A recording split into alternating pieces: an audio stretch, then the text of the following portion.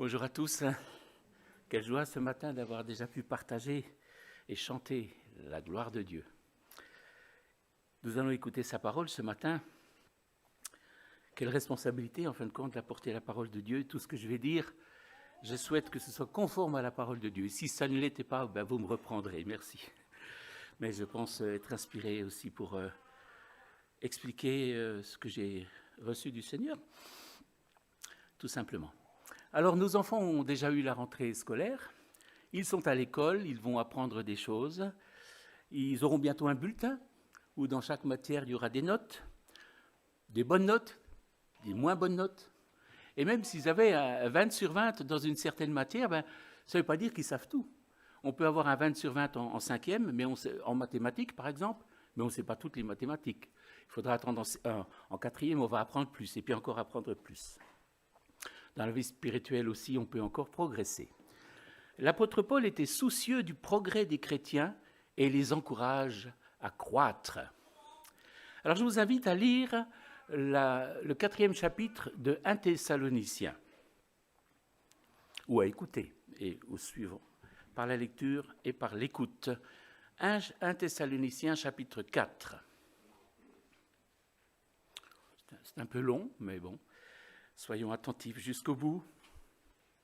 Je n'ai pas préparé de PowerPoint, je vais demander votre attention, surtout plus avec vos oreilles qu'avec vos yeux.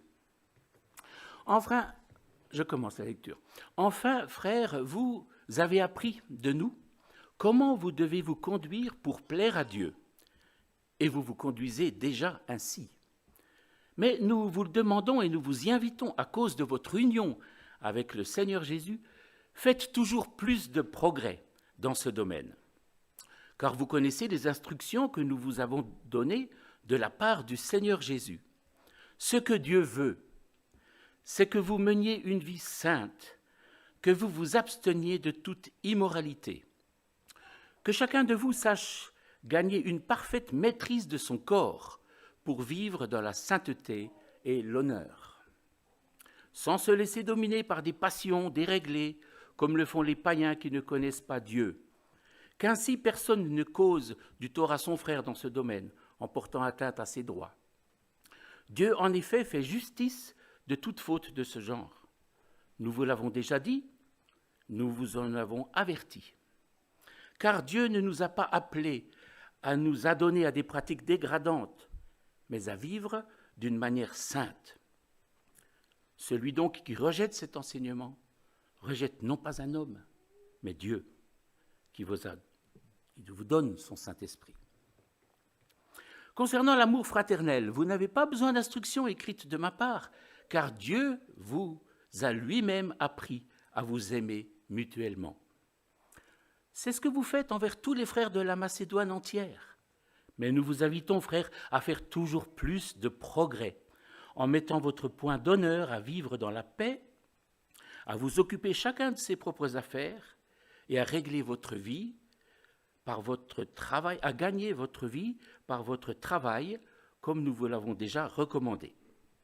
Une telle conduite vous gagnera le respect de ceux qui vivent en dehors de la famille de Dieu, et vous ne dépendrez de personne.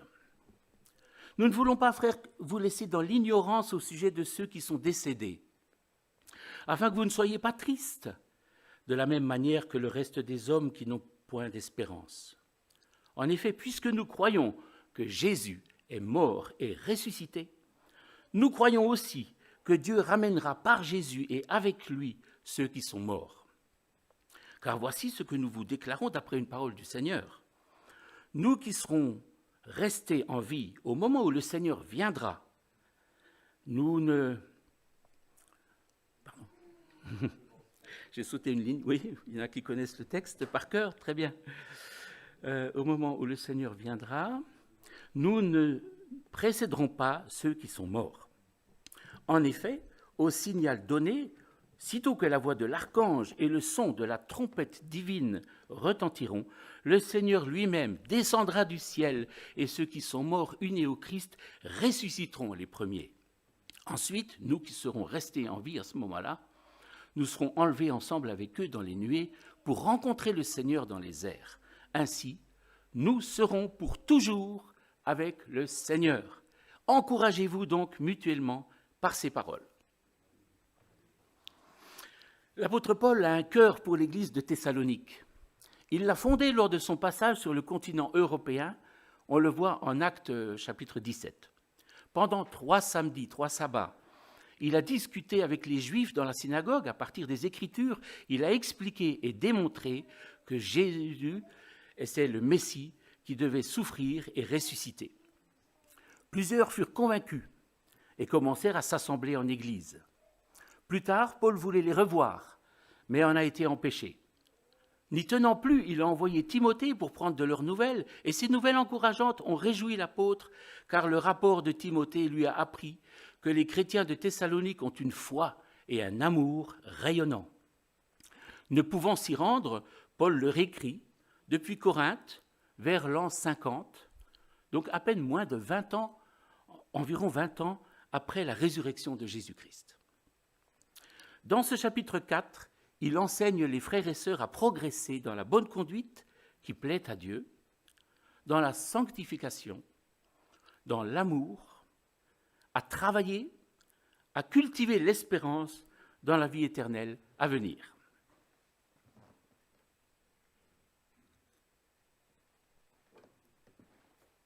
Plaire à Dieu. Enfin, frères, vous avez appris de nous comment vous devez vous conduire pour plaire à Dieu, et vous vous conduisez déjà ainsi. Mais nous vous le demandons et nous vous y invitons à cause de votre union avec le Seigneur Jésus, faites toujours plus de progrès dans ce domaine. À l'école du Seigneur, dans la matière « conduire pour plaire à Dieu », la jeune Église a une bonne note. Et la remarque « acquis », mais peut mieux faire. Il y a des domaines dans notre vie spirituelle qui vont bien. Merci Seigneur pour cela. Mais nous ne devons pas nous reposer sur nos lauriers. Il y a toujours la possibilité de faire mieux. Le mieux est l'ennemi du bien, on dit. Alors, comment pouvons-nous progresser dans la conduite pour plaire davantage à Dieu? Éviter tout ce qui lui déplaît, ce qui n'est pas conforme à sa volonté, que l'on peut discerner dans sa parole. Marcher dans la lumière, avec une conscience pure, en évitant le péché. L'apôtre écrit « à cause de votre union avec le Seigneur Jésus ». La vie spirituelle grandit dans la communion avec Jésus, notre modèle parfait. Et nous ne sommes pas encore arrivés à la stature parfaite de Christ. Nous sommes unis au Seigneur par le Saint-Esprit qui vit en nous. Écoutons sa voix, apprenons à toujours mieux le connaître et marchons conduits par l'Esprit, marchons selon l'Esprit. Ainsi, nous plairons à Dieu. En ce qui concerne les Thessaloniciens, il semble que les chrétiens d'origine païenne avaient encore des difficultés dans le domaine de la morale sexuelle. C'était certainement moins le cas des chrétiens d'origine juive qui avaient été instruits par l'enseignement de la Bible. C'était l'Ancien Testament à leur époque. J'imagine les difficultés qu'ont pu avoir les chrétiens d'origine païenne à renoncer à leur habitude de comportement propre à leur culture ambiante. On connaît les mœurs des Grecs et des Romains concernant la sexualité. Pour eux, l'adultère, la pédophilie, l'homosexualité étaient acceptés comme des pratiques courantes, ce qui est bien éloigné de l'éthique chrétienne. Cette éthique chrétienne en matière de sexualité peut se résumer en une phrase: chasteté avant le mariage et fidélité après le mariage. Il est dommage que l'on définisse la chasteté en termes purement négatifs, comme étant seulement la négation du plaisir. La chasteté manifeste le sens profond que l'individu a de sa dignité et de la dignité de l'autre. Paul écrit « Ce que Dieu veut, c'est que vous meniez une vie sainte, que vous vous absteniez de toute immoralité, que chacun de vous sache gagner une parfaite maîtrise de son corps pour vivre dans la sainteté et l'honneur, sans se laisser dominer par des passions déréglées, comme le font les païens qui ne connaissent pas Dieu. » Et c'est encore d'actualité, n'est-ce pas? Il s'agit de maîtriser son corps et ses passions pour ne pas se laisser aller comme les incroyants qui nous entourent. C'est difficile. Cela peut même paraître irréalisable.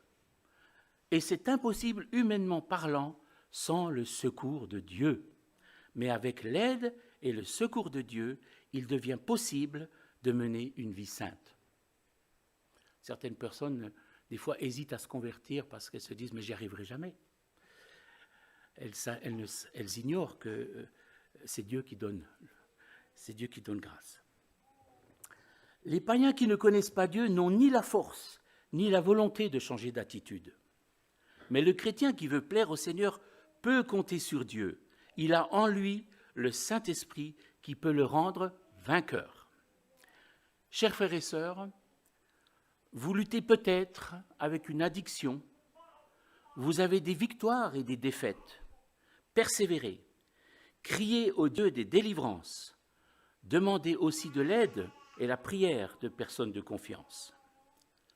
Nous sommes tous en route vers la perfection sur un chemin difficile, ne nous relâchons pas. Car Dieu ne nous a pas appelés à nous adonner à des pratiques dégradantes, mais à vivre d'une manière sainte.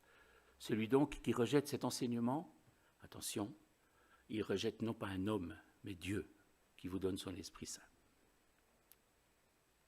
J'aimerais dire et rappeler que la sexualité est bonne. Elle appartient à l'ordre de la création, qui est la volonté sainte de Dieu. Bienfait et délice pour l'homme et la femme. Après cet enseignement sur l'éthique sexuelle, l'apôtre écrit au sujet de l'amour fraternel. Et dans cette matière-là, la note est bonne. Voici ce qu'il écrit. Concernant l'amour fraternel, vous n'avez pas besoin d'instructions écrites de ma part, car Dieu lui-même vous a appris à vous aimer mutuellement. C'est ce que vous faites envers tous les frères de la Macédoine entière. Mais nous vous invitons, frères, à faire toujours plus de progrès. Pas besoin d'instructions, Dieu vous a enseigné. C'est bien d'être enseigné par un apôtre. C'est encore mieux d'être instruit par Dieu lui-même. En disant cela, je suis conscient qu'il faut faire attention. Bien sûr, la révélation de Dieu ne va jamais contredire l'enseignement écrit des apôtres. C'est un moyen de discerner si ce qu'on reçoit est juste ou faux. Paul écrit « Dieu vous a lui-même appris à vous aimer mutuellement. Dieu est amour. Être en communion avec le Dieu d'amour donne la possibilité de grandir en amour. L'amour fraternel découle de l'amour de Dieu pour nous. Dieu nous comble de son amour, nous le recevons, il remplit notre réservoir jusqu'à déborder sur les autres. Je peux aimer, car je suis aimé. Je peux pardonner, car je suis pardonné. Je peux donner, car je suis comblé. Avant ma conversion, une chose qui m'a attiré dans la foi chrétienne, c'est l'amour à un degré d'excellence que je n'ai pas trouvé chez les incroyants, l'amour parmi les chrétiens. Par le témoignage de chrétiens, j'ai vu l'amour de Dieu en pratique et je constatais qu'ils étaient animés et habités d'une foi qui donnait envie. Pour être honnête, je dois dire que j'ai malheureusement constaté parfois des manques d'amour entre chrétiens et aussi de remarquables personnes incroyantes qui pourraient nous donner des leçons. L'amour des chrétiens de Thessalonique rayonnait au-delà de la ville pour les frères de la Macédoine entière. Et là, je regarde notre frère qui vient de Macédoine, Eran. La Macédoine, à l'époque, recouvrait la Grèce actuelle. Ils étaient connus pour leur capacité d'entraide, de soutien et de solidarité. L'apôtre le souligne et les félicite pour cela. Mais là encore, il les invite à progresser encore en disant « Mais nous vous invitons, frères, à faire toujours plus de progrès. » Et un peu avant, dans la lettre aux Thessaloniciens, il écrit « Que le Seigneur vous fasse abonder et surabonder en amour les uns envers les autres et envers tous. » Alors, comment progresser dans le domaine de l'amour ? Il me vient en mémoire ce verset de Romains 5, 5. « L'amour de Dieu est déversé en nos cœurs par le Saint-Esprit. » Voilà le secret. C'est toujours et encore dans une relation vivante avec le Seigneur que nous puisons l'amour et que nous pouvons en explorer les dimensions, la longueur, la largeur, la profondeur, la hauteur. Permettez-moi de vous proposer un exercice pratique. Pensez à une personne que vous avez du mal à aimer. Il doit y en avoir. Priez pour cette personne et réfléchissez à ce que vous pourriez faire pour lui manifester de l'amour. Ça aussi, c'est progresser. Facile d'aimer les gens qu'on aime bien naturellement, plus difficile pour ceux qu'on aime moins naturellement.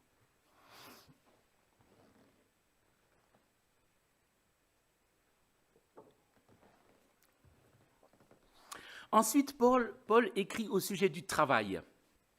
Menez votre point d'honneur à vivre dans la paix, à vous occuper chacun de ses propres affaires et à gagner votre vie par votre propre travail, comme nous vous l'avons déjà recommandé. Une telle conduite vous gagnera le respect de ceux qui vivent en dehors de la famille de Dieu et vous ne dépendrez de personne. Il semble que certains chrétiens attendaient le retour du Seigneur pour un temps tellement proche qu'ils avaient arrêté de travailler. Alors on peut leur dire, au moins, enfin, on peut leur faire l'éloge qu'au moins ils attendaient le Seigneur de manière vivante. Par contre, on peut leur reprocher qu'ils auraient dû quand même ne pas arrêter de travailler. Ils sont repris par l'apôtre qui les encourage à travailler pour qu'ils soient indépendants et respectés. On parle beaucoup de travail dans notre société, surtout avant les élections. On parle beaucoup de travail dans nos sociétés actuelles. Beaucoup ont des difficultés à en trouver. Certains se complaisent dans l'assistance. D'autres se plaignent de trop travailler. La Bible valorise le travail qui permet aux humains de prendre part à la construction de la société. Les croyants y voient une occasion de servir Dieu et de le glorifier. La Bible dénonce aussi la paresse. Il y a plus d'une dizaine de versets dans le livre des Proverbes qui parlent du paresseux. Je vais en citer 2. Le paresseux a des désirs qu'il ne peut satisfaire, tandis que les personnes actives sont comblées. La paresse fait tomber dans un profond sommeil. L'homme nonchalant connaîtra la faim, F-A-I-M. J'aimerais évoquer en dernier un sujet qui conduit nos pensées vers les choses éternelles. L'assurance au sujet de la mort. Je relis le texte du début, une partie. Nous ne voulons pas, frères, vous laisser dans l'ignorance au sujet de ceux qui sont décédés, afin que vous ne soyez pas tristes de la même manière que le reste des hommes qui n'ont pas d'espérance. En effet, puisque nous croyons que Jésus est mort et ressuscité, nous croyons aussi que Dieu ramènera par Jésus et avec lui ceux qui sont morts. Car voici ce que nous vous déclarons d'après une parole du Seigneur. Nous qui serons restés en vie au moment où le Seigneur viendra, nous ne précéderons pas ceux qui sont morts. En effet, au signal donné, sitôt que la voix de l'archange et le son de la trompette divine retentiront, le Seigneur lui-même descendra du ciel et ceux qui sont morts unis au Christ ressusciteront les premiers. Puis il dit, après, encouragez-vous donc mutuellement par ces paroles. Dans ce passage, Paul veut rassurer ceux qui doutent et ceux qui pourraient être tristes au sujet des personnes décédées. Il réaffirme que Jésus-Christ est ressuscité en écrivant « puisque nous croyons que Jésus est mort et ressuscité ». Alors je vous pose la question, croyez-vous que Jésus est ressuscité ? Ouais. Heureusement, je n'ai pas entendu de non. Bon, vous avez le droit de ne pas croire. Mais bon. Croyez-vous que vous ressusciterez ? Que tous les hommes ressusciteront ? Oui, aussi, c'est écrit. Alors, ceux qui ont répondu oui ont raison. En effet, c'est ce que le Seigneur Jésus a dit en Jean 5, 28-29. « L'heure vient où tous ceux qui sont dans les tombeaux entendront la voix de Dieu et en sortiront. Ceux qui auront fait le bien ressusciteront pour la vie, mais ceux qui auront fait le mal ressusciteront pour le jugement. Tous ressusciteront, mais tous ne seront pas sauvés. Le jugement final fera le tri entre les rachetés et les condamnés. Il est très important que vous sachiez de quel camp vous faites partie. Si vous n'en êtes pas certain, ne tardez pas à vous en assurer en mettant votre foi en Jésus et en lui donnant votre vie. Pour les autres personnes, on ne sait pas toujours si elles appartiennent à Dieu ou non. Seul Dieu a accès aux profondeurs du cœur des hommes. Nous pouvons lui faire confiance car il est parfaitement juste. Mais chacun peut et doit se décider pour lui-même et peut avoir l'assurance du salut. Paul rassure les chrétiens de Thessalonique en écrivant un peu plus loin en 1 Thessaloniciens 2, 5, 9, 10, « Car Dieu ne nous a pas destinés à la colère, mais à l'acquisition du salut par notre Seigneur Jésus-Christ, qui est mort pour nous, afin que soit que nous veillions, soit que nous dormions, nous vivions ensemble avec lui. » Soyez rassurés par ces paroles, vous appartenez, vous êtes chrétiens, vous appartenez à Dieu, vous ne serez pas destinés à la colère, mais au salut. Quelle paix, quelle assurance l'Écriture nous donne. Il est évident que les chrétiens de la génération de Paul s'attendaient à voir le retour du Seigneur de leur vivant. Je l'ai dit, c'est pour ça qu'il y en a même quelques-uns qui avaient arrêté de travailler. Ils se sont trompés, mais ils avaient raison de l'attendre. Je ne sais pas si le Seigneur reviendra de mon vivant, mais je crois que c'est possible. Et je veux être prêt. Je pense que le Seigneur n'a pas précisé le jour de son retour pour que les chrétiens de toutes les générations soient attentifs et veillent. S'il avait dit que son règne ne reviendrait pas avant l'an 3000, les chrétiens du début du christianisme se seraient peut-être refroidis.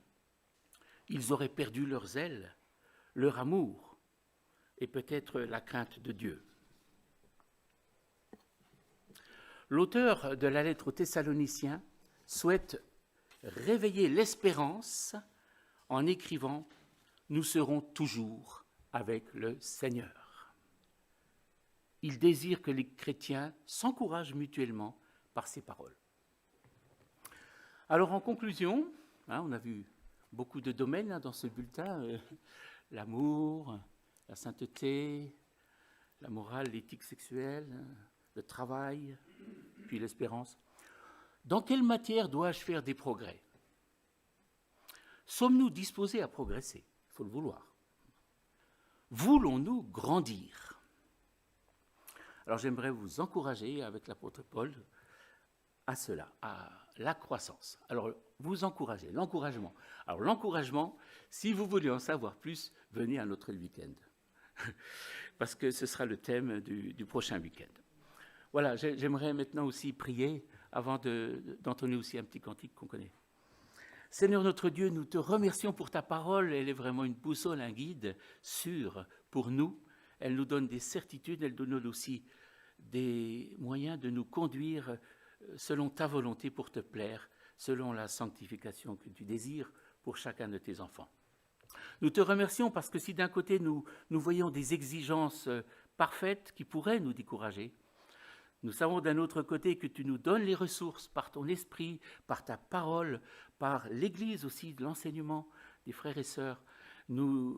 Cela, Seigneur, est un profond secours pour nous. Alors nous voulons te prier humblement de nous aider à grandir dans les domaines qui sont encore faibles dans nos vies, parce que tu désires que nous soyons forts, des chrétiens mûrs, adultes, capables de aussi tenir debout dans les difficultés et aussi d'être de bons témoins pour ceux qui nous entourent. Nous te prions de faire cette œuvre en nous, cette œuvre progressive. Nous voulons continuer à grandir par ta grâce. Amen. Et grandir.